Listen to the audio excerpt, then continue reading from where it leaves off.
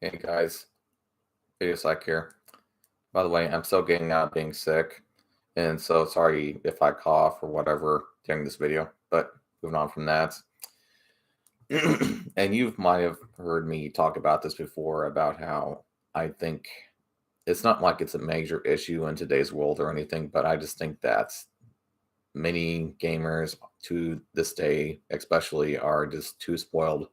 Whether you're my age, 32, or you're a teenager, I it's just almost every time I hear about a video game, just in general, I always just hear them bitch, bitch, bitch, bitch on YouTube lots of times, or they like to Debbie down on video games all the time. And sometimes I understand that this is for fun, like let's say for YouTubers like Angry Video Game Nerd, they like to bitch at their video games, and it's funny the way that they bitch at video games. He's bitching at older video games and what makes him angry about them, etc.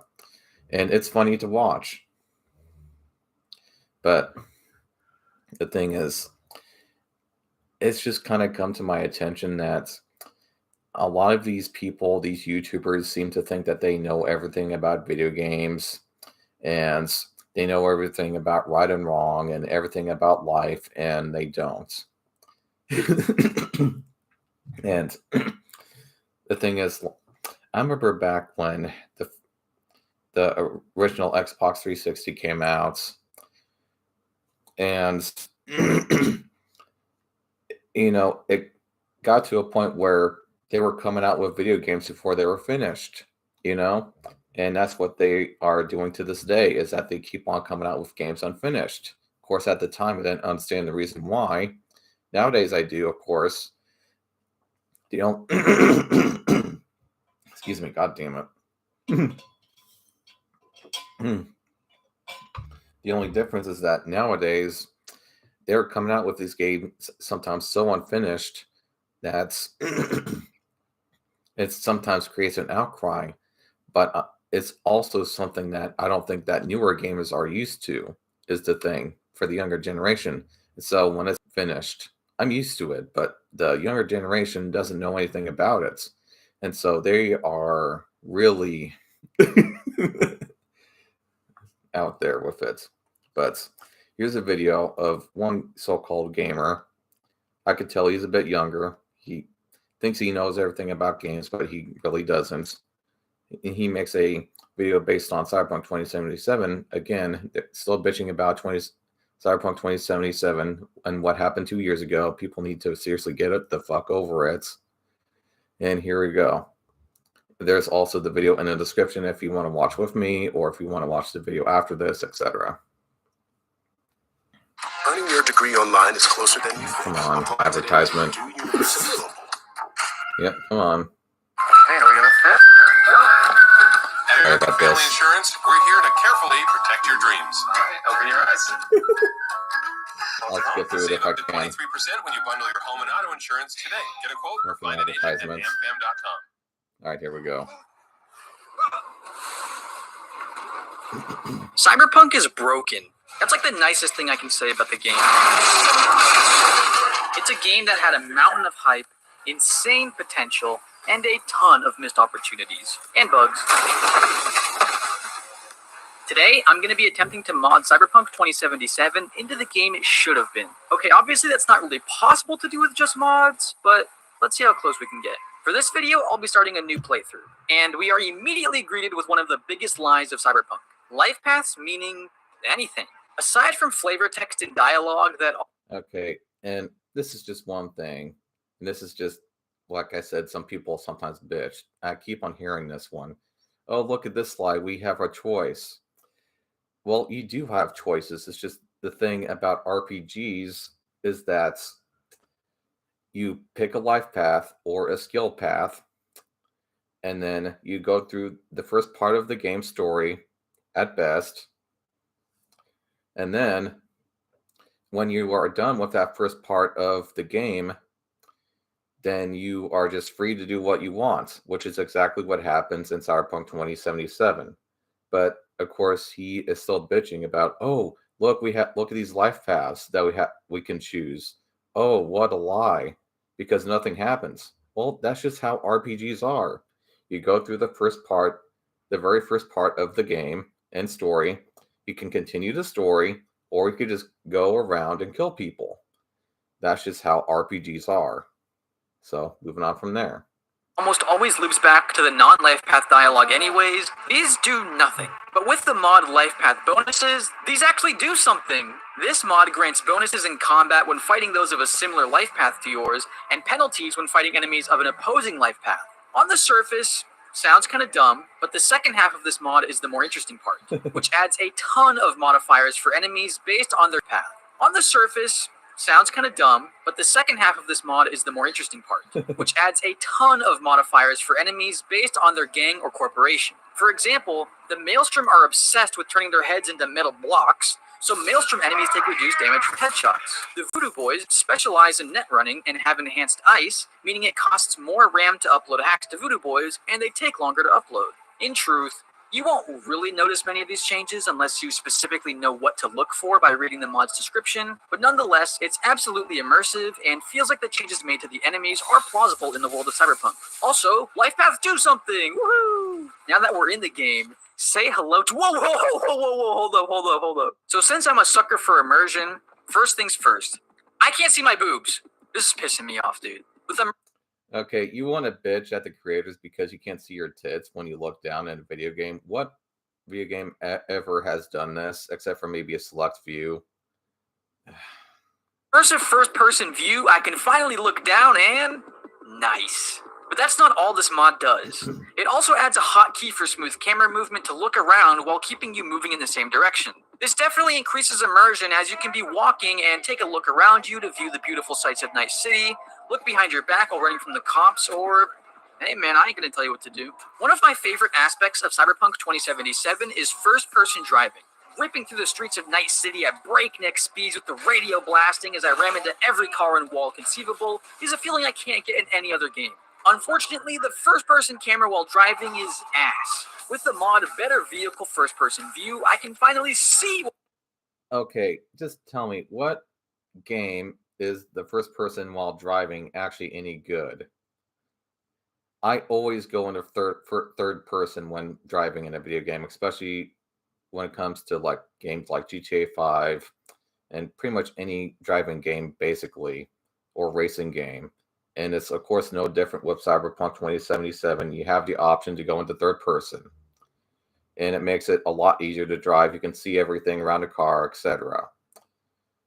And the only reason why I ever go into first person while driving is because I'm just bored.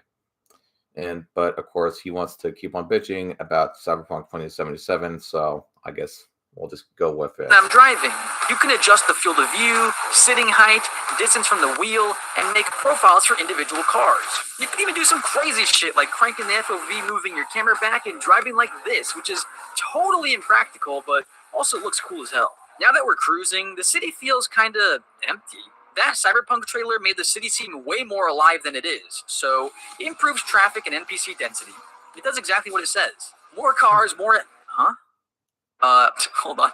So, more cars and more NPCs wandering the streets. This mod has a few options for how dense you want the city to get, and it's one that you'll have to ask if you can even run in the first place. With the vanilla density option, you are still going to have more cars on the road and NPCs wandering around, but it's not super overwhelming. This is the option I recommend for normal gameplay. However, things get pretty crazy with the high-density version. While the extra cars and NPCs are absolutely noticeable and make Night City feel like a real city, you're sacrificing a lot of frames per second. It's also kind of annoying to have so many cars blocking the road, which can make driving at high speeds a pain. But if you have a rig that can run it, my god, does it breathe life into the city. Perhaps a bit too much. Oh shit, I just fucking flipped that dude. Holy shit. Get out of the way. Sorry. Oh god, I'm one. Okay, just, yeah, beep beep, sorry. There's too many cars here. Beep beep, dude. Get out of the way. Get out of the way. Oh shit. Dude, there's way too many people on the road. Sorry, bro. Don't run into the street, idiots. I can't go anywhere. There's too many cars and people. Oh my god. Staying with the theme of immersion, we have Street Vendors, a small but appreciated mod that makes the various vendors of Night City interactable, and they'll sell you food, drinks, guns, whatever. Now, food and drinks in Cyberpunk are still kind of meaningless, but sometimes I want to walk through the city and buy a noodle bowl to enjoy the atmosphere. It's kind of crazy how many... Now, there's a reason why they didn't put more vendors into the game, is because people tend to not really use them much. So they kind of left them out. And who knows, maybe they would add them later on. But vendors and going to vendors and eating snacks and video games isn't really, especially video games like this, isn't really much of a thing. It's just a bit of an immersion thing for people that want to roleplay like that, like they're eating. NPCs become interactable with this mod. Like, literally every single vendor you can think of now becomes an actual shop. To be honest though, like life path bonuses, this is probably one you won't notice a ton, but it adds immersion and interactivity to Night City, which is what Cyberpunk was supposed to be, and that's like the whole idea of the video. One thing I've always hated about RPGs is when enemies are too high level for me to fight. While it can sometimes make sense in the context of a powerful enemy, I don't think random street dudes in another section of the city should magically have hundreds of more health and weapons that are identical to low-level dudes that for some reason hit me for my entire health bar. Level scaling is an adjustable mod that can make low-level enemies scale up with you, high-level enemies scale down to you, or both. This mod is a godsend on subsequent playthroughs, as sometimes I want to stick to one section of the map and clear it out before moving on to... The thing about RPGs is the leveling system. At first, you are at a point of the game when you first start, you can't kill hardly a damn thing. But then when you gain level, you are basically able to kill a tank with your bare hands by the end of it, and when you're fully leveled up. That's just the thing about RPGs, is at first it's hard, but then when you level up and beat the game, the game basically just becomes too easy. Is the thing about RPGs. It's nothing wrong with the game. It's just how RPGs are. But moving on from that. Come on. To others. But if the developers say, that's a high-level zone, then you just can't. And now you can. Fuck you, devs. Want to head to City Center immediately and don't want to get one-shot by a gray revolver? Me too. Download this mod. The biggest issue I had with Cyberpunk on launch, besides the bugs, is how the clothes in the game are just... Okay. He was talking about getting killed in one shot by a green gun. I mean, yeah, when I was like level 5 on Cyberpunk 2077, yeah. But so I don't really know what he's talking about. Armor values. They provide no benefits besides damage reduction and mod slots. When I played Cyberpunk for the first time, I was expecting outfits and clothing items to have unique stats that would influence my build in meaningful ways, and I didn't get that. Street Style adds statistics to every clothing item in the entire game that boosts your stats in a way that's been crafted to match the item types. Items can be one of 4 styles: Entropism, Kitsch, Neo-Militarism, and Neo-Kitsch. Now, I'll be honest, I don't know what the fuck those mean, but from the mod page we can see that wearing multiple items of the same style will provide further skill-specific buffs beyond the stats on each item. Now, because these items can roll with 2, 3, or 4 in a stat, you would think that with 7 equipable slots, you would just have 30 in every stat, making character building meaningless. But the slightly confusing way this mod keeps balance is that it adds the value of each stat from all your items and then divides it by 7. This can be cool or stupid, depending on how much you care about min-maxing stats. There are also a lot of extra buffs for maximizing your stats, but I'll be honest, I mostly ignore the min-maxing and just try to find clothes that have high stats in the attributes I'm investing in and call it a day. This mod mostly just makes certain items you find more attractive than just their armor value in mod slots, and that's kind of the point. So our character is pretty built now. Immersion has been achieved, stats have been increased, I definitely didn't just load a previous save. It's time to do something with our eddies. Remember David's mansion from Edgerunners? The one that only shows up as a cosmetic for one of Cyberpunk's endings and isn't purchasable in normal gameplay? Yep, we're buying it. Edgerunner Mansion adds the Edgerunner Mansion for sale. So you can live out your David from Edgerunners fantasy or just appreciate a beautiful view of Night City in a luxury high-rise mansion. I'll be honest, I love just looking around at the city and appreciating the beauty of this game, and you can't get a better view than from up here. The main issue is that this mansion is only accessible from a rinky-dink elevator at ground floor with no parking spots or anything. And that leads us to the final mod. Yeah, you've probably seen this mod already, but how can I not include it? Let There Be Flight adds flying to literally every car in Cyberpunk. With the push of a button, you can transform your car. Well, the thing about also a lot of RPGs like Cyberpunk 2077 is that they also let people mod it. And so, yes, they aren't really going to add everything to the game. They actually will just let the community itself also add things that they want to it. And it's always been the same with every RPG, especially games like Skyrim and other RPGs like it. So,